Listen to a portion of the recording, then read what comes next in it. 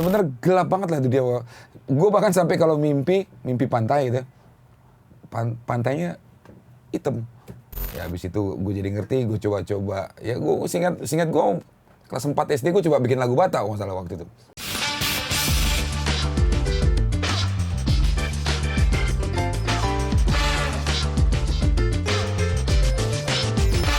Oke, Horas, Bang Bay. Horas, Bang. Bang Bay, apa kabar, Bang? Baik. Bang, ceritain dong, Abang kan nih, kalau bisa dibilang Abang nih living legend, Bang. Kata gua yang nonton Abang dari TK. Tua banget berarti. Kan belum banyak yang tahu nih, Bang. Sebenarnya Abang nih dari mana, terus perjalanannya ya, Bang, kasih tahu kita, Bang.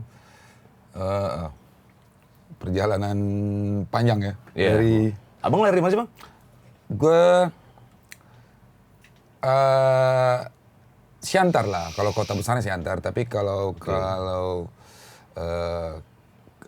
kampungnya sih di tempat lahirnya di Gunung Bayu. Gunung Bayu. Gunung Bayu itu perkebunan ya. Perkebunan dulu. Bapak dulu asisten perkebunan dulu. Asisten tahun pegawai negeri berarti? Iya, tahun 70-an gitu. Ya. Oh, oke. Iya. Keras dong ya pegawai negeri ya? Nggak tahu sih, gue masih kecil jadi dia sampai umur gue 4 tahun meninggal ya. Oke. Jadi sempat cuma kebayang-bayang gitu aja mukanya, jadi nggak terlalu. Berarti umur 4 tahun udah nggak ada dia. Abang anak keberapa? Pertama. Wow. Anak pertama. Orang Batak kan gitu, Bang, ya, kalau bokap meninggal selalu Iya. adik-adikmu nggak kelihatan kehilangan bapak. Iya, ada. Kau yang kehilangan itu mulu. Adek gue 2 cewek lagi ya pagi. Makanya. Umur 4 tahun, Bang. 4 tahun. Adek gue dua-duanya nggak kenal. Nggak terlalu kenal lah. Iya. Terus apa yang terjadi tuh, Bang, umur 4 tahun dah? Ya tadi perjuangan panjang lah.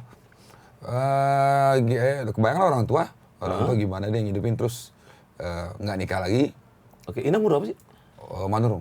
Oh, Inang baru Manurung. Manurung. Oh, berarti Abang Siburian, Bapak Siburian. Tahu lah Abang Siburian. Ya. Tapi Abang tahu nggak sih, Bang, marga Siburian tuh dari mana? Dari Muara ya. Dari Muara ya. Wih, kok. Jadi gue kan ditulis suka Parin Burman gitu. Oke. Jadi Siburiannya kadang-kadang suka gue nggak tulis. Kenapa? Karena Burman itu sebenarnya dulu disingkat sama bapak gue, mama gue bikin jadi Burian Manurung. Oh. Jadi gue kadang-kadang gue tulis aja itu Burman udah sekalian lengkap. Oh, Burman tuh Burian Manurung maksudnya. Burian Manurung. Nah, terus waktu itu Inang ngapain tuh, Bang? Apa pas Amang udah nggak ada? Ya berjuang lah dia. Ya orang desa lah ya. Gimana sekolah bukan tinggi ya. Single parents. Terus ngidupin 3 orang anak dengan dinamikanya panjang banget kan, jatuh bangun segala macam, udah biasa lah dia gitu. Nah, terus Abang mulai sadar kalau ini udah harus goyang gerak kapan? Sebenarnya berjalan begitu aja ya gitu, maksudnya artinya keadaan tadi ngedorong gua secara ya mungkin naluri atau gimana ya, akhirnya begini-gini. Begini-gini. Gini-gininya nggak langsung jadi gitaris terkenal. Nggak ada begitu, mana ada. Ngapain begitu. dulu, Bang? Ya, gue sempat ya artinya dulu sempat udah suka. Jadi gini, tulang-tulang gue tuh penyanyi lagu Batak. Oke. Dulu kalau mereka di rumah nyanyi gitu, dari situ lagu terpengaruh sebenarnya. Dari waktu SD itu mereka suka nyanyi, terus diajarin gitar sama salah satu grup vokal mereka lah. Waktu itu diajarin, terus ya habis itu gue jadi ngerti, gue coba-coba. Ya gue singkat gue kelas 4 SD gue coba bikin lagu Batak kalau nggak salah waktu itu. Dan sebenarnya gue bukan mau jadi gitaris. Oke. Kalau di rumah tuh jadi penyanyi gue. Jadi kalau gue nyanyi dulu, kalau udah gue nyanyi mengandung katanya. Oh, mengandung. Ada lagu andalan gue apa sih? Tio pemual dang tari no mau tuh. Oke. Jadi setiap gue nyanyi itu karena tadi liriknya gue pasin dengan gue ditinggal bokap. Jadi mau rumur mau udah 4 tahun ale sama intinya bapak udah gak ada 4 tahun liriknya itu. Jadi begitu orang tahu gitu semua opung-opung nangis tuh duit. Oh, gitu. Oke. Jadi awalnya nyanyi, terus lama-lama akhirnya puber, pecah suara. Dari situlah mulai fokus, kenal ya kenal musik-musik rock and roll apa segala macam tuh pertama kali ada kawan mainin Jumping Jack Flash Rolling Stone. Ih, apa nih musik kok lain banget. Jumping Jack Flash. Di Siantar. Enggak, udah di Jakarta. Oh, kirain. Iya, itu udah panjang cerita. Agak remeh gue sama Siantar. Oh, abang akhirnya ke Jakarta karena apa bang? Merantau apa Inang ikut atau? Yang pertama kali mereka merantau duluan nyokap ke Jakarta. Oh, nyokap ke Jakarta duluan. Adik duluan, terus gue masih di sana ikut Inang tua waktu itu di Tebing Tinggi. Terus mereka settle dulu di sini, baru gue ke Jakarta. Estafet ya? Iya, estafet terus ya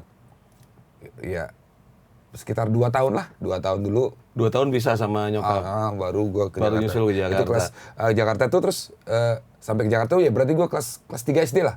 Kelas 3 SD gue di Jakarta. Kelas 3 SD. Di Jakarta, terus panjang cerita ya begitulah lagi proses lah dinamika tadi namanya orang tua apa ya survive lah dia dengan jatuh bangunnya tadi.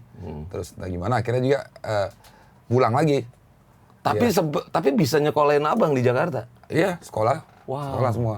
Iya, tapi dengan ya gitulah tadi. Iya. Dengan sebisanya dia lah gitu. Kontrak sana sini. Iya. Kontrak sana sini. Terus ya gitulah akhirnya Balik lagi pulang sendiri. Pulang dia sama adik. Oh. Pulang dia duluan. Pulang ke Stabat lah. Ke Stabat itu karena ada kakaknya di sana gitu. Ya pulang sana tuh saya nggak berapa lama gue. Ya di situlah gue di waktu gue udah sekitar SMP lah, SMP. SMP gue udah mulai ya berteman lah gue banyak teman-teman ngeband juga. Abang sendiri tapi di Sini Jakarta, ya. Serius bang, nggak ada saudara, nggak ada bapak tua? Ada sih, ada abang doang sih, kakak. Ya, gitu. Abang sepupu lah gitu. Ya akhirnya tadi ujungnya gue juga balik juga akhirnya lagi. Karena apa? Karena seingat gue kelas 1 SMA nggak naik. Boleh naik kalau pindah. Kenapa bang? Karena main band mulu kan. Oh. Main band terus sana nih bela-belain banget lo dulu. Terus diancam nggak apa kalau udah nggak naik. Oh, terus, iya. Cuman boleh kalau pindah boleh katanya. Akhirnya pindah. SMP itu? SMA. Oke, SMA pindah ke SMA mana bang? Ya tadi ikut nyokap, akhirnya ikut pulang lagi ke Sumatera. Oh, oke. Balik lagi ke Siantar atau ke Medan? Ke Stabat tadi, Stabat. Stabat ya, oke. Tadi Oke, SMA di Stabat, balik Stabat. Ya, 2 tahun di situ lah. 2 tahun di Stabat tuh. Gue pikir waktu sebelumnya kan udah karena nggak naik tadi kan gue gara-gara ngeband mulu. Gue pikir gue pulang sana udah nggak bakal ngeband lagi. Nggak taunya pas ke Stabat itu entah gimana gue ngeliat orang kawinan gitu tiba-tiba main kok bandnya asik banget ngerok. Ternyata ada kawan-kawan memang penggila musik rock banget di hutan-hutan sana, di sawit sana gitu. Yang manual banget mereka masih ampli bikin sendiri, mixer bikin sendiri kayak gitu. Lo bayangin ya di hutan kalau di sawit sana tuh PTP berapa lupa gue, tapi yang pasti kalau mereka latihannya yang ngidupin diesel dulu. Ngidupin diesel dulu. Ya akhirnya masuklah gue di komunitas mereka. Mungkin mereka agak kaget juga, kok ada anak di Stabat bisa main gitar. Tiba-tiba gue udah tahu tapping, udah tahu apa. Iya. Ya gitu lah, akhirnya diajakin ngeband. Di situlah gue jadi ya ada pelarian juga lah, main musik tetap jalan. Berarti musik nggak mati itu pas pulang ke Stabat ya? Di Stabat sampai? Kelas 2. Kelas 3. Kelas 3 SMA. Kelas 3 tapi nggak selesai. Tiba-tiba gue jalan lagi ke Jakarta. Jalan ke Jakarta. Sendiri? Jalan-jalan doang tadinya rencana ya. Oh, jalan-jalan doang. Jalan rencana terus. Jadi gini, gue jalan-jalan ke Jakarta ini, terus gue main ke Potlot. Potlot itu gue udah main sebelumnya sama adeknya Bim dulu. Oh. Jadi waktu di SMP itu gue udah ngeband itu tadi. Oke. Jadi gue udah kenal sama, cuman bukan sama Bim, sama Masto adiknya. Jadi jadi malah kenal Masto duluan ya? Masto duluan, anak percik gitu loh. Jadi di situ waktu gue ke Jakarta lagi gue samperin, tiba-tiba ya ngobrol-ngobrol sama anak-anak slang waktu itu, ditawarin, ya udah lu di sini aja, ke Jakarta lagi, dibiayain sekolah, ya, digaji kalau nggak salah waktu itu. Awalnya begitu. Terus ya udah, lu minta surat, Bunda suruh buatin surat buat emak gue pulang di kampung biar jelas. Biar ngerasa safety gitu iya. ya. Ya modal surat itu lah, akhirnya gue pulang. Pulang, tak gimana sebenarnya setuju nggak setuju sih mama ini. Akhirnya dikasih juga. Yang penting kau sekolah ya katanya. Terus sekolah nggak bang? Berantakan. Sekolah malam gua. Oke, balik ke Jakarta. Akhirnya langsung potlot tuh ya? Potlot. Nah, Oke, di situlah dimulai itu. Di situlah mulai ngeband seriusnya gitu. Jadi ya semenjak itu ya udah kayak apa ya fokusnya ya bikin lagu, ngeband aja anak-anak Mas Leng waktu itu. Cuman memang formasinya masih formasi apa ya, bahkan Bongki belum. Bongki kan sempat keluar. Iya, Bongki. Jadi waktu yang gue masuk itu Indra belum ada. Oh, Indra belum ada? Belum. Waktu itu masih siapa ya? Gue Bim sama Willy sama ada Tole almarhum. Oh. Itu udah slang? Udah. Udah tapi slang. sebelum rekamannya. Oh. Nah, terus apa sampai menuju slang formasi itu kalau nggak salah Bang pertama kali nongol tuh inget banget Mawar Merah ya Bang ya? Enggak, maafkan. Gadis Seksi. Oh, Gadis Seksi. Gadis Seksi. Ya.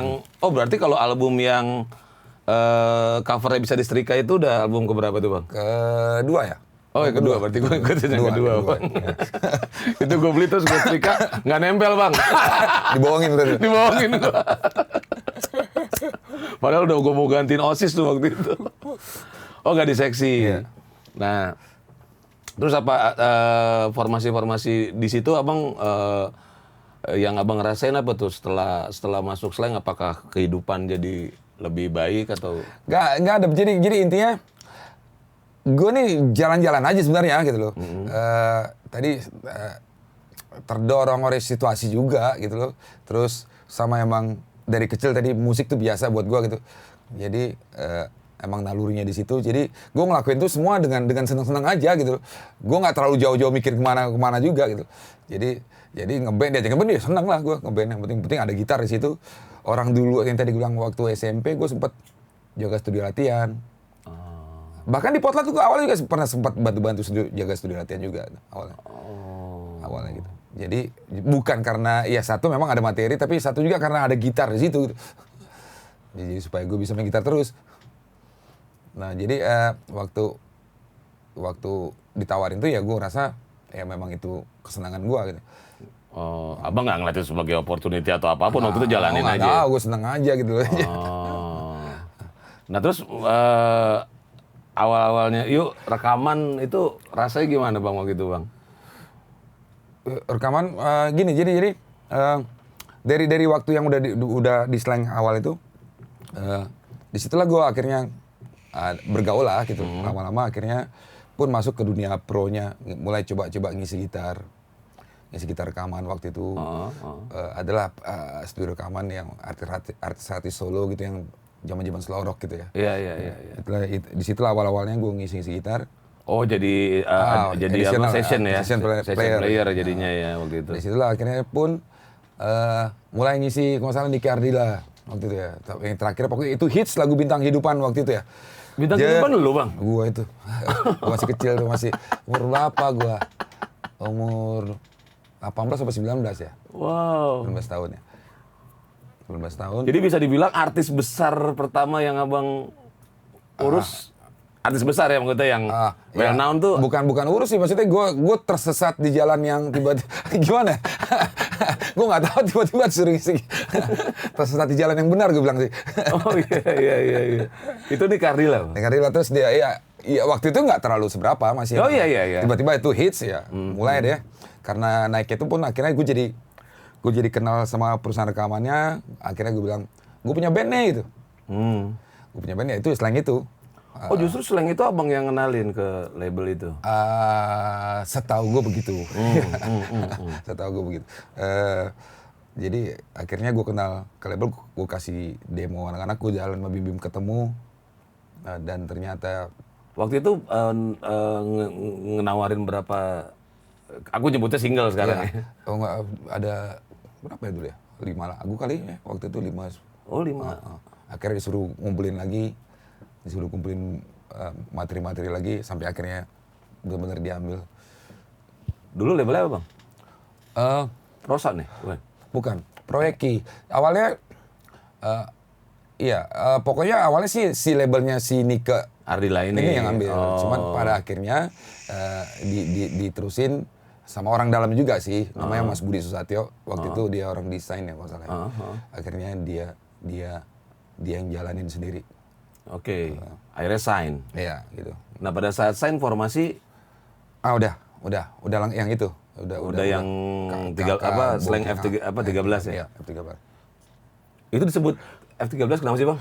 Formasi ke-13 gue nggak ngerti juga ngitungnya dari mana tuh. Karena tadi banyak F13 itu kan formasi maksudnya. Oh. Jadi mungkin sebelum berarti abang udah yang ketiga ya format yang itu ke-13. Berarti gue sebelumnya ada lagi tuh. Berarti gua dari yang ke-12 kali gue ketiga udah banyak sih waktu itu. Jadi justru Slank itu ngeluarin album pertama malah pas di formasi Yang 13 ya. Yang rekaman itu. berarti 1 sampai 12 festival. Iya, iya gitu lah. Festival dan konyong-konyong lah. Keren ya.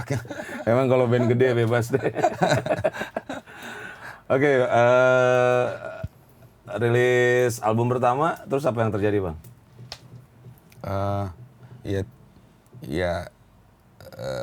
Pada akhirnya itu berhasil ya, diterima masyarakat waktu itu ya. Ya rame banget lah. Mulailah naik star Syndrome. Iya kayak gitulah tuh. Semacam itulah tuh. Paten kali aku gitu. Ya kayak gitu. Ya mulailah tuh, mulai orang ngeluluin, mulai ini segala macam. Ya terus dalam perjalanannya ya kenal narkoba segala macam tuh ya. Itulah urutannya tuh ketika dia naik.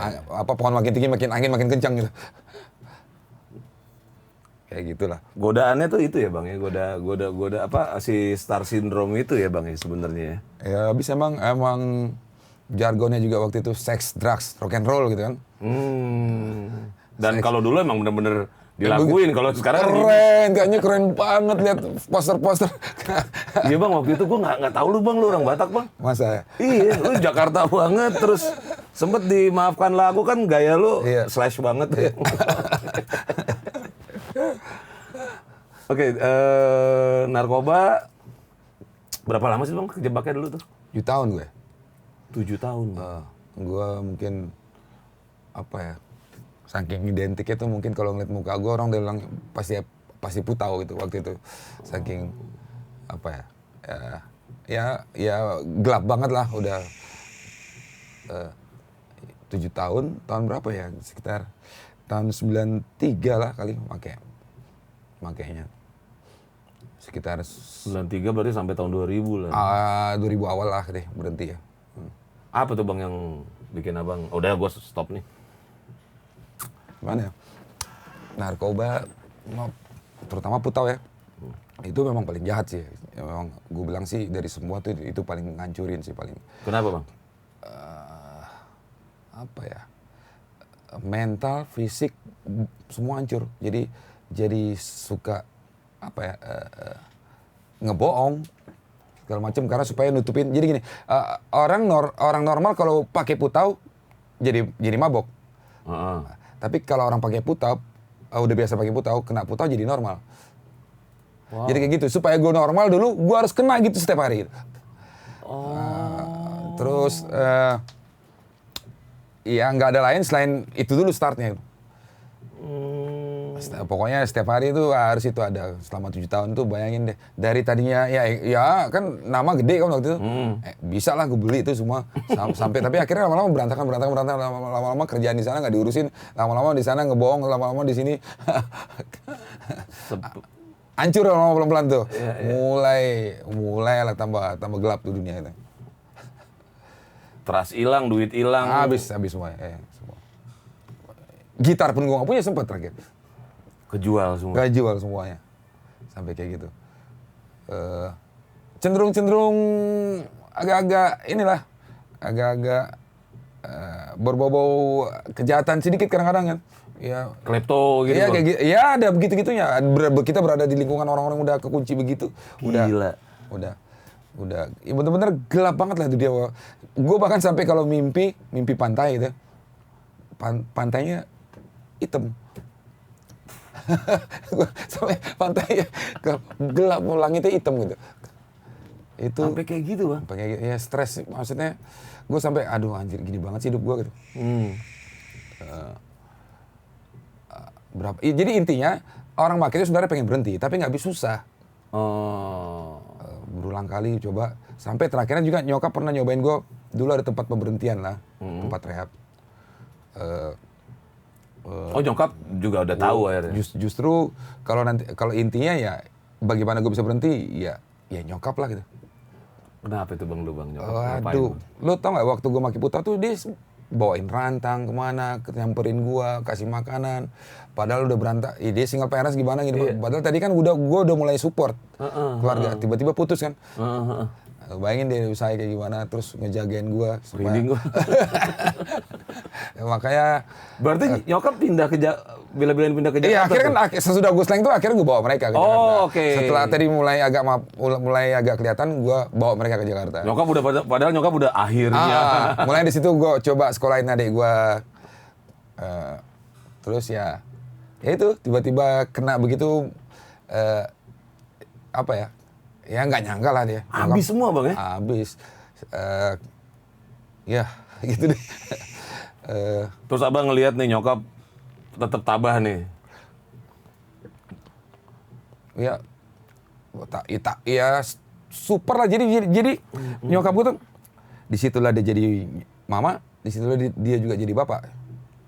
Wow. Ya, jadi dia lengkap banget lah. Jadi ya tadi gue bilang ya, bahkan gue pernah, Mak, sekali aja deh terakhir ini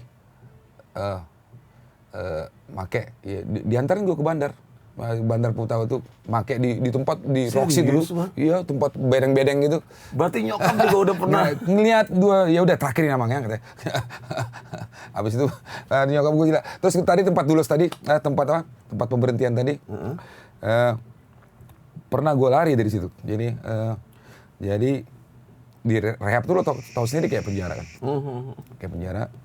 Terus gue entah gimana saat itu ditantang, ya, siapa yang bisa, nggak mungkin bisa keluar lah dari situ. Tiba-tiba orang lagi ngumpul-ngumpul situ, gue manjat, gue lewat kawat-kawat, gue nggak ngerti juga gue gimana cara bisa naik. Ada sekitar 2-3 lantai kali ya, di atap sini lah, ya kira-kira. Atapnya tuh asbes gitu lah. Jadi gue udah di atas itu. Tadi mikir, gue kabur apa enggak ya? Gitu. Ini udah di ujungnya gue duduk di ujungnya nih. Tiba-tiba patah tuh ini ya atapnya. Atapnya jatuh gue. Jadi sekalian lari aja gue. Lari. Jatuh dari 3 lantai bang? Iya hampir 3 lantai. Tapi untungnya itu lumpur-lumpur kali ya. Untungnya lumpur dan abang mabok ya. Jadi belum mabok, udah berhenti. Itu udah berhenti. Oh udah berhenti bang? Kan di tempat rehab. Terus kalau berhenti kenapa kabur bang, tinggal nanggung? Berhenti masih baru mulai awal-awal gitu. Jadi itu otaknya ke situ masih gitu. Terus akhirnya kabur, gue pulang ke rumah. Mak jangan balikin gue ke situ lagi. Kalau balikin ke situ, habis gue dimasukin ke apa namanya? Kalau lari biasanya kayak kalau di tempat yang lebih dikasih tempat yang lebih kecil lagi, yang ditekan lagi loh. Sel tikus lah. Kayak gitu. Ya kayak gitu. Sel tikus. Gitu. Ya. Terus nyokap bilang enggak, akhirnya ya udah. Tapi gue harus coba berhenti lagi. Nah pada akhirnya gue dapat obat Cina waktu itu, namanya Keingning waktu itu. Nah obat Cina ini inilah ya yang terakhir banget gue nyoba berhenti, dan ya sampai sekarang lah itulah yang berhasil bikin gue berhenti. Ya di rumah sih, akhirnya gue dijagain di rumah sekitar 10 hari. Nah, di situ obat ini menurut gue cukup bagus waktu itu ya. Jadi kalau biasanya dikasih obat dokter itu kayak buat orang gila. Kalau obat dokter tuh biasanya kita ngeblank kayak orang gila. Kalau ini enggak.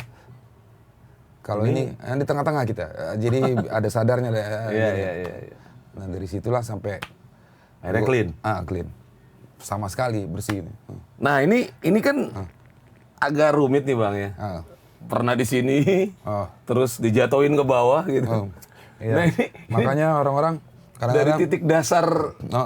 Kadang-kadang ketemu kawan-kawan di sini, kau baru mau mulai dari nol.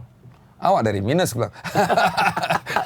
Iya kan? Dari minus. Hancur udah semua gue bohongin loh. Minus ya. Jatuhnya dari minus dong. Oh iya. Kalau dari nol kan masih. Jadi gue suka memotivasi anak-anak gitu.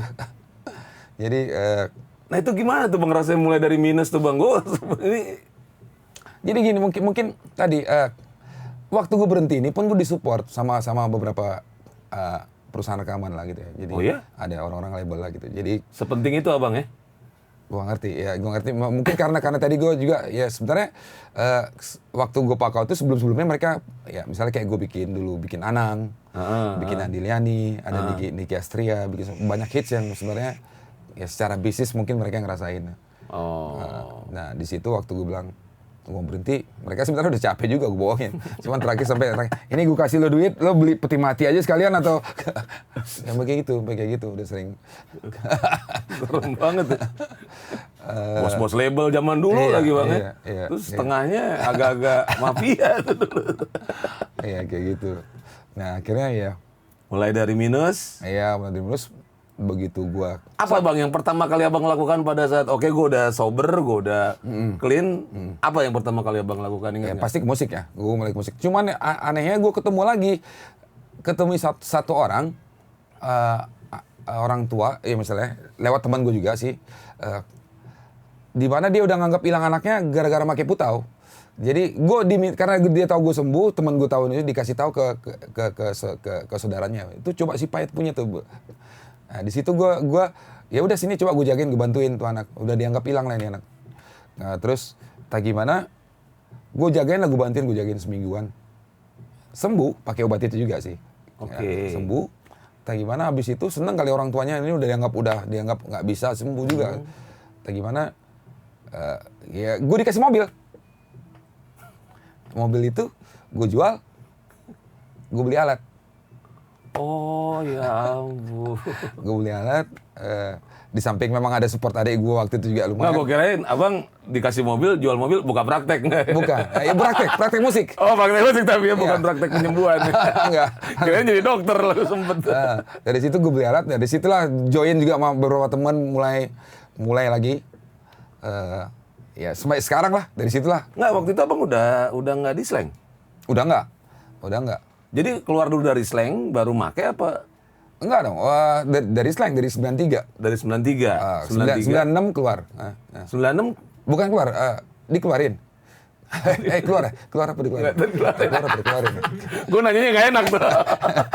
Itu kayak nanya, lu mutusin apa diputusin? Oke. Nggak tahu lah, terserah masing-masing. Oke, gara-gara sebenarnya ada efek dari itu juga Bang. Karena Abang make itu waktu itu. Semua kita make. Iya. Semuanya kita make dan sama-sama nggak punya pengetahuan tentang itu. Korek. Oh, segitu apa? Jadi waktu itu zaman pengetahuan tentang bahaya putau itu nggak terlalu ngerti. Jadi sebegitu mengikatnya sehari sekali, 2 kali, 3 kali make udah langsung ngikat ya. Jadi terus Abang kan dapat mobil, jual mobil, beli alat. Beli alat tuh, alat recording atau gitar? Recording, gitar, segala macam, alat rekaman. Alat rekaman, Bang? Satu mobil cukup lah waktu itu. Iya. Abang dikasih apa? BMW apa? Apa ya, zaman itu Escudo apa ya? Escudo ya? Escudo. Oke, berarti Abang langsung, gue harus bikin studio recording nih. Itu langsung kepikiran Iya, di abang. itu otak gue emang di situ terus. Hmm. Dari situlah ya mulai lagi ngebangun lagi, coba lagi begitu ada materi-materi, coba lagi karena tadi label-label tadi gue masih koneksinya Masih bagus lah ya. Iya. Mereka percaya nggak percaya, lu ya bener udah berhenti lu. Teman-teman gue make juga nggak percaya, masa sih si Pai berhenti? Itu si Palu itu bang? Iya itu Palu. Oh. Dan obat itu akhirnya gue sampai juga tadi gue dicek-cek orang banyak nggak percaya, bahkan Mas Tok tadi pun akhirnya Mas Tok itu tuh diutus untuk melihat gue mungkin ya, untuk slang karena masih pada anak-anak masih pada memakai. Jadi jadi bohong apa enggak, bener apa enggak sih gitu si Pai. Nah, dari situ akhirnya mungkin mereka percaya. Berarti gue juga akhirnya datang ke anak-anak, gue tahu anak-anak, maksudnya waktu itu dari sebelum make. Jadi sebenarnya bagi gue sih drugs ini bikin tambah ruwet ya. Ya, jadi setiap orang punya permasalahannya pasti, tapi ketika objektivitasnya nggak ada, rusak gara-gara narkoba ini, ya itulah tambah bikin kita jadi. Nah begitu gue sembuh, gue coba bawa obat itu ke anak-anak selain. Waktu itu, jadi ya itulah. Oh ada tuh abang di film. Nggak tahu gue. Ada tuh yang abang bawa. Nggak tahu gue. Di film musikal yang kurang musikal gitu. Iya. Sayang ya gue filmnya sayang sih kalau menurut gue. Orang best partnya di anak-anak. Iya. Best partnya sih Di situ tuh. di situ. Oke, itu berarti Palu itu benar-benar sebuah titik balik. Betul. Abang ya. Iya. Iya. Ngebangun dari awal, ngebangun studio recording lagi bareng-bareng. Iya. Iya. Sendiri bang? Gitu? Sama teman. Palu tuh sebenarnya Pai Lukman. Dulu ada Pai Lukman, oke. Iya, partnerku satu. Dari situlah akhirnya kita kerja sama. Sampai akhirnya juga ya akhirnya sendiri-sendiri ya kita kira. Nah itu cikal bakal BIP di mana bang? Di situ mulai gue sembuh, mulai kan remind lagi, nyari lagi, gue cariin lagi tuh anak-anak. Gue cari Bongki mana ya? Indra di mana? Indra sih masih make waktu itu salah. Bongki udah produksi deh. Bongki kan abu-abu deh selalu. Iya. Iya enggak deh. Iya. Pertama dia dulu. Gue ketemu penyanyi dulu lah. Gue ketemu Irang dulu waktu itu. Oh ketemu Irang. Masih Irang. Gue ada penyanyi nih. Gue udah bikin demo. Gue yuk jalan lagi yuk. Terus ya udah dia mau, penyanyi udah ada Irang. Terus Indra gimana ya? Ajak apa enggak ya? Setahu gue waktu itu dia masih berantakan, ngubasnya kan dia parno banget. Waktu itu dia parno banget. Jadi ya akhirnya kita putusin ya udah tetap dia ikut. Terus dapat drummer tadi sebelumnya juga udah. Nah disitulah BIP mulai yang formasi awal. Bareng Irang tuh ya. Nah terus antara BIP sama sebenarnya aku tuh ngeliatnya kayak BIP tuh lebih ke enterprise ya bang dibanding band ya. Kayak perkumpulan master hitsmaker ngumpul, atau emang serius bikin band sih bang waktu itu bang bikin BIP tuh bang? Antara BIP sama karya abang sebagai orang di belakang layar tuh beda ya? Mana sih bang yang lebih ini dulu antara BIP sama Palu gitu? Jadi makanya tadi bilang, waktu tadi gue di Slang aja pun, gue udah bikin Anang, waktu itu hits juga kan, gue udah bikin Andiliani, hits juga, gue udah bikin. Jadi gue memang juga senang ngeband, tapi gue juga orang suka produksi gitu. Sampai kadang-kadang ya bagi anak-anak, kadang-kadang kayak disorientasi gitu loh, ya, mana yang lebih. Disorientasi. Mana yang lebih, tapi bagi gue, emang jiwa gue di situnya gitu, memang gue di orang suka orang produksi tadi, di musikal. Ya tadi dibilang BIP juga iya sesuatu yang gue pengen juga waktu itu memang gue pengen punya rumah, punya band. Kalau masalah kreativitas produksi itu mah udah ya sama siapa aja kita bikin udah ngalir gitu aja gitu. Karena aku dulu ngikutin Bang Pai itu kayaknya emang lebih setelah di BIP pun ya karya-karya abang yang aku lihat wow. Iya. Tadi kan dari Slang aja gue udah begitu sebenarnya. Makanya dulu potlot itu yang ngumpul tuh banyak seniman. Gara-gara ya tadi ada juga Bongki juga kreatif juga waktu itu produksinya ada Imanes almarhum, ada Iya. di situ dulu anak-anak semua, ya musisi lah. Nah, dan itu memang bukan dibuat-buat, emang terbangun begitu. Iya, ya. Dan itu yang gue terusin lagi. Sampai sekarang nih ya begini lagi.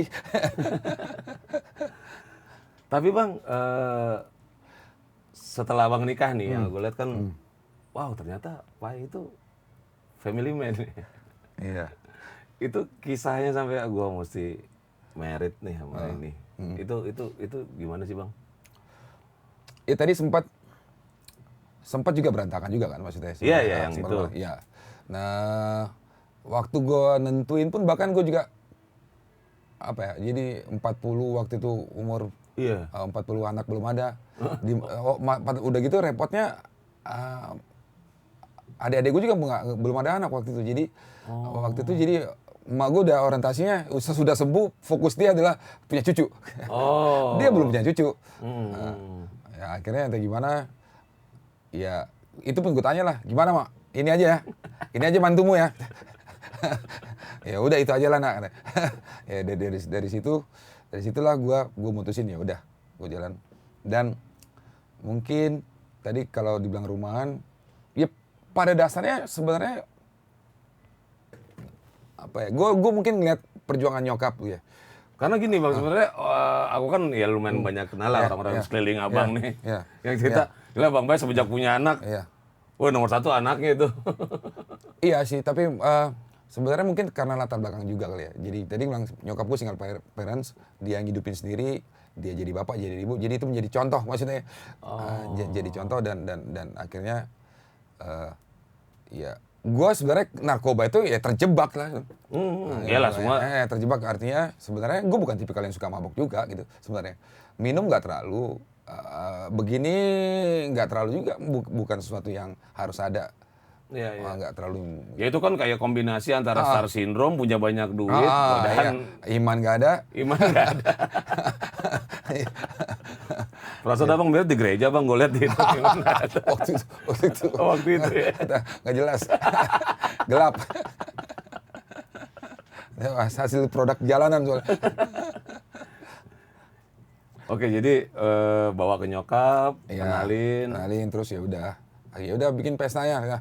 Akhirnya jadilah, terus terakhir bikin adat juga, bikin marga. Oh bikin adat, diadatin juga Bang. Jadi bodo apa Bang? Manurung. Oh langsung ke tulang ya? Iya, tulang langsung Manurung. Ya. Bang, ini kan banyak banget anak-anak muda Batak yang bilang pesta adat Batak tuh boring. Kan Abang udah ngerasain sendiri nih dari anak yang rock and roll banget, jalanan banget, terus tiba-tiba terjebak lagi di pesta adat Batak Bang, waktu itu. Menurut Abang gimana Bang pesta adat Batak? Iya, tapi memang ada satu sisi kalau secara simboliknya memang terlalu banyak banget, tapi ada poin intinya sih. Artinya gue ngeliat kadang-kadang di situ jadi kita ada tanggung jawab gitu. Bahwa kita harus bertanggung jawab gitu loh terhadap ini bukan main-main ya. Jadi semua orang ngumpul di situ dengan apa ya? Dengan pride-nya, dengan kebanggaannya. Mau dari tulang, dari opus segala macam tuh semua ngomong, walaupun kadang-kadang itu aja yang diulang-ulang. Cuman di situlah mungkin gue lihat bahwa di situlah apa ya, sebagai selebrasinya bener gitu ya Bang ya. Selebrasinya mungkin kadang-kadang agak berlebihan sih. Tapi poin intinya adalah pesannya bahwa ini bukan main-main, kita harus bertanggung jawab apa ini gitu. Ini Iya. Di situlah ya, bahwa apa ya, disaksikan segitu banyak orang. That's the point tuh ya. Yang nyaksiin berapa banyak, berapa marga tuh. Iya, berapa marga dan menyatakan pernyataan gitu sebenarnya. Jadi sebenarnya pesta adat Batak tuh lebih ke ngumpulin saksi-saksi Bang ya. Kalau gue bilang ya. Iya kan? Kalau gue bilang di situ pentingnya. Dan satu sisi pun ada ketenangan juga ya. Maksudnya kayak bini gue bilang, kalau kau dibikin marga Manurung berarti nanti Manurung bertanggung jawab sama kau gitu ya. Di situ nanti kau ngadu, bisa marahin aku gitu. Jadi nggak usah takut Batak tuh nanti seolah-olah hukum, artinya sisi Batak itu cuma di gue doang gitu. Akhirnya dia dapat juga ini apa? Dia punya bapak kan di situ. Iya. Bapak bisa marahin gue juga. Iya. Dia dapat tuh point of view-nya. Iya, dapat di situ. Seperti itu ya Bang ya. Jadi waktu itu cerewet nggak Bang sama sound system Gedung Batak? Udah itulah itu. Kayaknya perlu ada yang dibenahin Bang ya. Satu sisi iya teman-teman cuman tadi ya kalau mau dibuat berat ya, kalau buat enteng ya. Gitu ya. Ya. Walaupun berdiri segitu lama ya. Apa? Ya tadi lah lama. Ya, itu kan banget. kalau udah kayak gitu udah kepikiran cerai juga udah males ya Bang. Iya kayak gitu. Itu dia makanya gue bilang tadi. Iya kan? Terus itu opungmu, itu nanti kalau punya anak juga jadinya iya apa ya? Justru dia kuat Batak jadi semakin mengikat, jadi ngikat dia nggak bisa sembarangan. Bukan cuma cukup kawin buyar itu. Ya. Drill komitmen ya kalau kayaknya udah drill komitmen baru disaksiin beberapa marga Iya, ya itu kan dia. semuanya ngelihat. Raja semua lagi. Raja semua lagi. Nggak ada prajurit. Ada 8 di situ. Oh iya, tapi kalau di marganya Iya. Udah sempet datang ke pesta-pesta adat Bang semenjak merit? datang lah. Serius Bang? Datang lah. Kadang-kadang kalau bisa, kalau pas lagi bangun gua, kalau pas nyokap udah mulai cemberut, datang gua sana. Nextnya apa nih Bang yang lagi Abang, ini kan udah ada semua ya Bang, kayaknya ini udah di titik Ya. yang balik lagi di inilah Bang ya, maksudnya keluarga udah fine, bisnis juga ya. Yes. Apa Bang yang kurang Bang nextnya? Kalau dari Bang Pai? Ya proses sih terus ya gue bilang. Ya artinya kayak sekarang punya anak ya, tadi dibilang memang satu sekarang di titik gue ngurus anak, tapi ya di situ juga jadi lahir tanggung jawab. Nanti anaknya gue gimana? Nanti dia mau gimana? Itu ya. Terus apa yang gue turunin sama dia, ya kayak gitulah. Jadi memang bergerak terus nih. Udah selalu ada aja. Ya kalau di musik sih, kalau di musiknya gue tetap mau pertahanin apa ya, budaya gue dari dulu lah, kebiasaan gue dari dulu. Gue tetap kerja sama siapa aja supaya mau yang muda mau yang tua, supaya dapat listriknya, supaya gue dapat spiritnya terus. Iya, supaya terus ini ya Bang ya, terus berkembang gitu loh. Pandangan Abang sama sistem recording rumahan zaman sekarang gimana Bang? Iya. Anak-anak sekarang udah bisa ngegambar musik. Betul. Makin simpel sih, makin mudah, makin murah. Tapi kadang-kadang bisa jadi kehilangan makna gitu. Karena terlalu mudah, ringan, template. Siapapun sekarang bisa jadi gini, seseorang gitu ya. Seseorang ya. Ya memang toolsnya memang ngebantu untuk kayak gitu. Sekarang ya gimana lagi? Ya itu juga harus nggak bisa dilawan ya. Memang begitu. Jadi Abang update ke situ nggak, Bang? Update. Gua ya termasuk waktu gue bikin Asian Games. Asian Games. Yang Yo Ayo. Itu Abang? Itu gue yang bikin. Yang itu. Valen. Oh. Wah, gue nggak tahu. Nggak tahu. Aku itu. Oh. Abang siapanya Wisnu Tama? Langsung gitu. Itu gue yang bikin. Siap. Oh iya, itu Abang ya? Itu gue yang bikin. Jadi mega proyek lah tuh ya. ya gitulah. Itu juga sebenarnya termasuk pencapaian juga sih. Ya mungkin secara ya orang Itu orderan atau Abang punya ide terus Abang jual atau gimana Bang gitu, Bang? ya awalnya sih ada teman datang bilang, Karena gue termasuk orang yang nanya kenapa Via Valen ya. Iya. Jadi memang jadi setahu gua mereka kan lagi cari materi yang bisa mes yang ke bawah gitu. Oh. Setahu gua ada beberapa, memang ada yang menengah ke atas musiknya, tapi ada juga yang waktu yang Ada Lea juga ya. Iya. Simanjuntak juga Ada pokoknya macam-macam slang juga ada kan waktu Slang itu. ada. Ya, cuman mau dia yang pasti berbau sedikit dangdut gitu ya. Agak BC lah ya. BC. Tapi ya gue nggak bisa terlalu kayak gitu. Ya entah gimana, gue coba waktu itu gue coba maduin antara sedikit elektronik, sedikit ada dangdutnya, ya tapi tetap orang bisa dance. Kelas. begitu gue lihat emak-emak olahraga pakai itu, wah paten. Bukan lari lagi bang, itu parlor bang, ada lomba bikin rekor. keren. Gue rasa itu cukup apa ya, berhasil. Ada momentum tadi ya, ada momentum pas banget. Tapi itulah Indonesia ini yang penciptanya nggak terlalu digembar-gemborin. Bukan, guanya juga males. Oh gitu bang. Gue satu ya sebenarnya karena tadi aja kau bilang Batavia nih, Batavia tuh gue nggak terlalu suka sebenarnya, nggak terlalu suka. Maksudnya gue nggak waktu yang tadi misalnya nggak usah lah, banyak hal misalnya kayak siapalah yang pernah dari gue namanya besar tuh semua wawancara mau manggil gue atau mau ngobrolin sesuatu lah di TV, gue selalu kabur mulu gue. Males gue, maksudnya gue nggak terlalu suka. Gue memang suka di belakang layar gitu. Jadi bahkan yang tadi soal Asian Games tadi, apalagi waktu itu tuh rame banget yang mau manggil gue. Nggak suka lah, nggak suka. Tapi buat Batavia oke bang ya? Ya itu dia, makanya gue nggak tahu kok mau gue. Bang, pandangan ini terakhir nih bang, sedikit nih bang, pandangan abang. Ya abang kan udah inilah di musik hitmaker semuanya lah. Pandangan abang terhadap industri musik Batak gimana bang? Kan abang juga katanya dulu pernah dari sisi apanya? Abang sendiri ada keinginan lagi nggak tuh untuk ngegarap ke arah sana? Terus menurut abang ada kegemesan nggak bang? Atau ya udah biasa aja biarnya kayak gitu? Tentang Batak yang dibilang 1, 2, 3, do bisol doang, apa segala. Ya kalau industri musik yang Batak sekarang sih sebenarnya ya nggak lebih industri pop Batak aja kan sebenarnya. Ya artinya bukan musik yang aslinya juga ya, bukan yang tradisinya banget juga. Karena kalau bicara yang tradisinya, yang gondang segala macam sih, pun yang gondang-gondang yang di kawinan udah lain pun udah jadi pop. udah dari PSR. Ya intinya sebenarnya yang kita bangun sekarang budaya popnya sih. Ya. Jadi kalau udah bicara pop ya apalagi bilang industri ya kaitannya bagaimana ngebangun industri pop itu ya jaringan ya materi-materi yang easy listening yang kayak gitu mau tidak mau kalau bicara industri ya. Tapi kalau secara spirit musiknya sendiri sih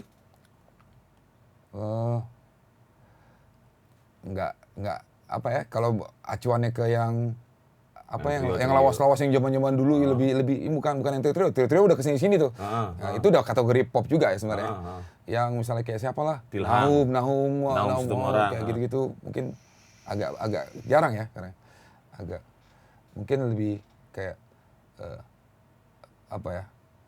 lebih ke secara musikalitasnya sih nggak terlalu ya, udah punya pakem, karena tadi industri pasti lama-lama dia akan jadi template gitu. Template itu jadi pakem, jadi ukuran semua orang itu buat jadi patokan. Nah, musiknya berkembang apa tidak kayaknya sih sedikit tanda tanya lah bang. Ya. Ada rencana mau bikin masterpiece? Kadang-kadang gue kepikiran juga, cuman lagi cari-cari kawan nih, lagi cari ombak dulu. Nanti ada gue bang, banyak bang. Cuman mau bikin yang gimana gue juga masih nyari-nyari. Siap. Oke deh bang, kalau gitu thank you banget buat waktunya. Oke. Horas bang. Horas juga. Sehat-sehat selalu ya. Ya.